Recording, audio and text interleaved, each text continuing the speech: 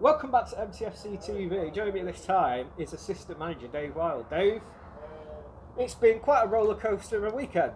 We're now on the back end of that weekend, Monday. You're down here for the defib training tonight. As we've said, I think we were talking beforehand.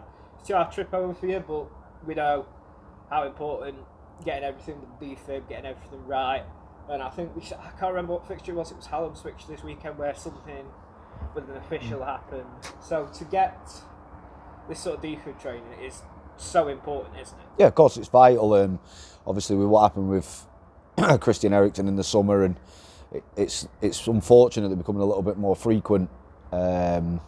These things happening. So the more people that know how to use the defibs, the better. The club have obviously been quite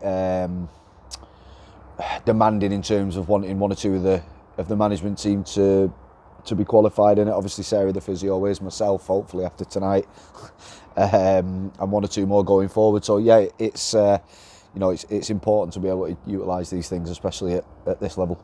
Oh, definitely.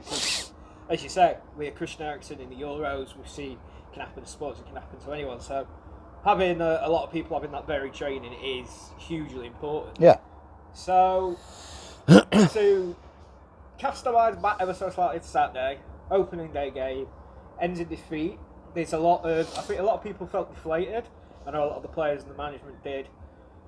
And there was a feeling that they didn't really represent what they were capable of. How, coming out of Saturday, do you feel? Look, I think everyone was disappointed from Philo to myself and right through the team. We know that as a group, excuse me, we didn't put a performance in that represents what we are as a staff and what we are as a group. And the top and bottom of it, like Philo said, is they just outworked us. You know, I've spoken to pretty much every player individually since then. They all know that they've let themselves down and the group down. But it's the first game of the season. And, you know, if you cast your mind back to last season, we lost at Bamber Bridge and then went on a good run. You know, no thingy to the previous regime, but the year before I think they won 5 on the bounce, and then ultimately by the time that we came in February they were sort of third bottom, fourth bottom. So it really, for me personally, I think the first 6 games are always a bit up in the air anyway, and things will settle down. There's no panic or concern in any way. It's one game of football. Of course, it's a marathon at the end of the day, not a sprint. I know I said before this, I remember casting around, but I think it might have been the 16-17 season. Matlock beat a Lancaster City side down here. I think the score was 4-0. And then come October, we've had a change of management. So it's so varied what can happen, and that's why people can watch football. Yeah, of course. Don't know what's going to happen. But it's always that, and I feel as well what a lot of people don't take in. This is relatively still a new group. Now I know we've had that sort of, what I think Matt put it best, a miniature season. Yeah, of course. Where we had those 6-7 games, but it's still a new group of lads, and to go out Saturday, you know, Liam's suspension isn't ideal. It is what it is. And just to get that new group, and sometimes it takes getting up to traction, and it's just, I felt, looking at it as a supporter and as somebody who works within the club, that we've had those pre-season games where we played really well, we played confidently against Mansfield. I think that was one of the best overall team performances I've seen a Matlock side play in ages. And then the bum note, for lack of a better term, was that game Saturday. But it's about 38, 42 games, however many it is. It's not just about that one game. Is it a case now for you as management and for the players as well to look ahead and not back? Yeah, look, even if we would have won on Saturday, we'd have been looking ahead. That's just how it is. What's gone's gone. You know, we as a management staff have obviously communicated today and yesterday, and there's things that will be tweaked, but we're not going to start. Philo's obviously not going to start. We're not going to start bringing 15 new players in and start panicking because we've lost one game. You know, I think everybody's seen the performances over pre-season against good quality opposition. We can match it with anyone at this level, and you know, certainly have proven it that we can go toe-to-toe with teams in the division above as well. So look, at the end of the day, it's one game, and I keep trying to explain this to a multitude of people who phone me and text me checking, are you okay after the defeat? Well, yeah, it's part of the game. If we were going to go and win every single game of the season, be we'd be in the management team at Man City, wouldn't we? So it's just one of them things. Look, we got beat by a better team on the day.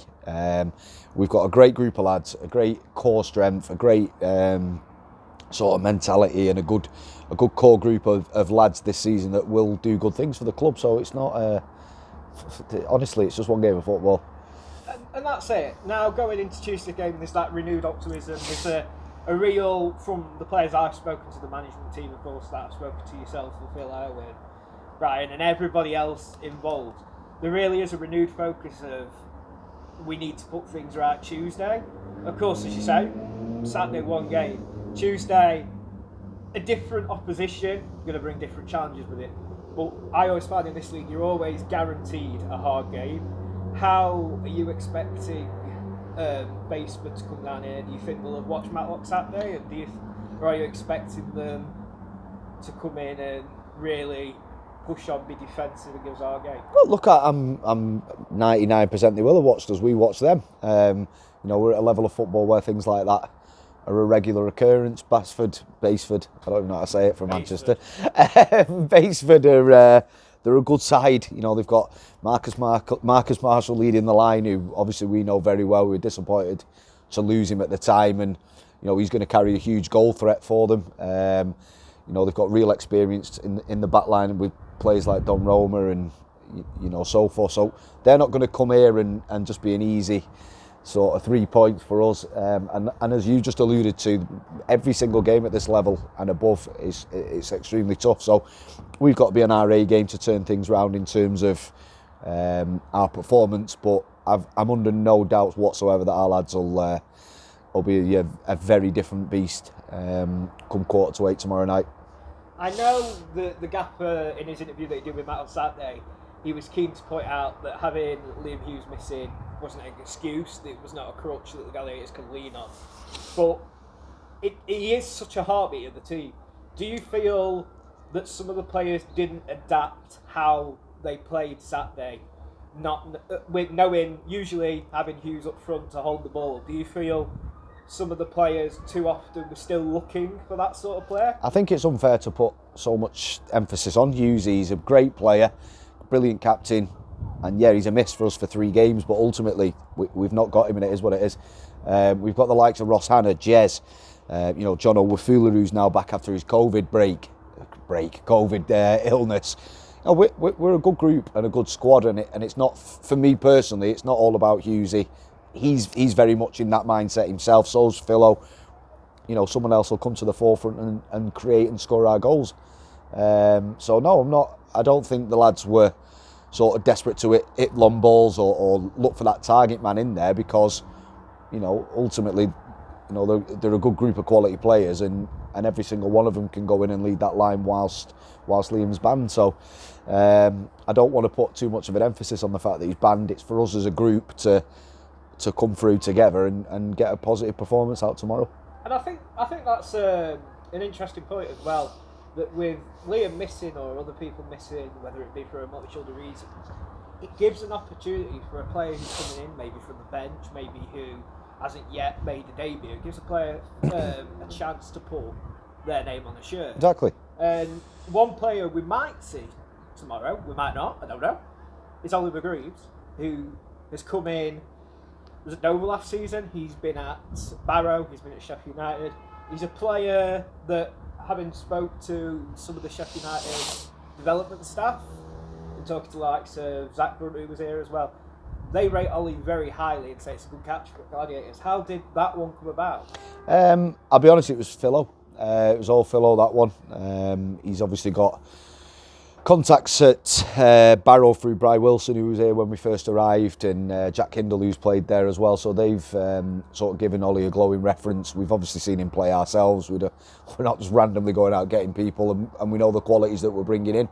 And yeah, he's going to be a big plus for us. But again, I don't want to heap any pressure on him, or especially after a poor performance on Saturday. I don't want everybody thinking, oh, well, Ollie's in this weekend or Tuesday and everything's going to be fine, because it's not, like you said earlier, it is still quite a new group with him coming in. He's not even managed to have a training session with the group yet.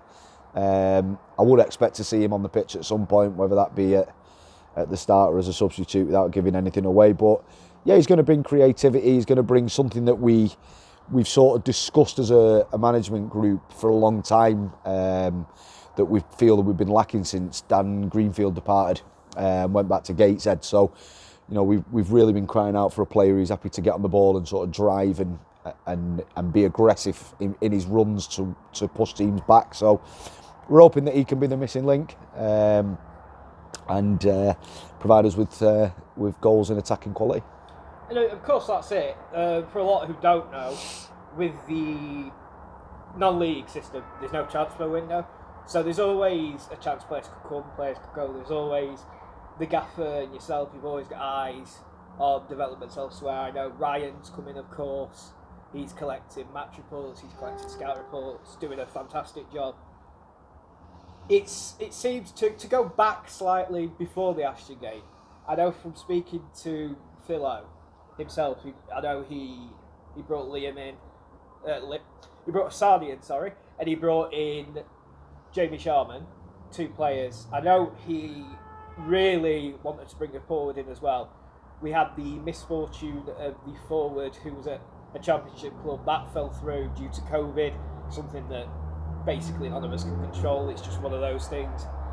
I know there are a multitude of other reasons. How difficult is it when you're wanting to bring a player in around this whole COVID situation and knowing that at any point, especially, it could fall apart because, not so much they'll get pinged now because of the changes in the law from this weekend, but from the, it's such a fluid and moving situation. It's tricky, but it's the same for everyone. There'll be managers and management staff up and down the country at all levels who have probably been stung by the pandemic, and unfortunately it is what it is. We pretty much had a lad signed, done and ready to come in, and 1 or 2 things went against us, but it is what it is. It's we're happy with the group we've got. I don't think there'll be an astronomical amount of movement across the season. We're genuinely pleased with the group, and we've got absolutely no concerns whatsoever that things will click and excuse me, and come good on a more longer term and consistent basis. Excuse me. No, you're all right. Don't worry about it. So, looking ahead now to Tuesday, Baseford down here should bring it's a bit of a Derbyshire, Nottinghamshire game. Always brings in a lot of eyes. Is there any coming out of the weekend? Any injury doubts? Any players possibly returning from Knox? Or is it a case of going with what you had? Obviously, Ollie will come into the squad. Cade's now back off his ban. Whether that'll tweak things round or not, obviously we'll wait and see tomorrow. But no, there's no knocks. Obviously Ross, Chippy and Jono came through the match on Saturday fine after Chippy had a slight knock and the other 2 had COVID. So we're all right in that sense. There's no major doubts, obviously, other than Hughesy. So other than that, clean bill of health. Well, there you go. For people who aren't aware that there was a game today, I really don't know how you're not, but down here, 7:45 kickoff, everybody welcome, pay on the gate. Glad it's first home game of the season, back under the lights, which is always a treat. I hope that sun's lower. Yeah, well, you'll be down there, so you don't have to worry about it. But for me, I might be blinded by it. Must remember to bring a hat. So, thanks for your time, Dave. I'll let you get on with practicing your defib technique. Hopefully you'll never have to use it. Yeah, touch wood. Thank you for giving me the time for this interview. No worries, and just the only final thing is what I'll say thanks to the fans that obviously travelled down to Ashton on Saturday. They came in good numbers. We know we underperformed, and hopefully we'll have a packed out ground tomorrow when we can put things right. It's going to be a good positive season. Thank you very much. Stay well.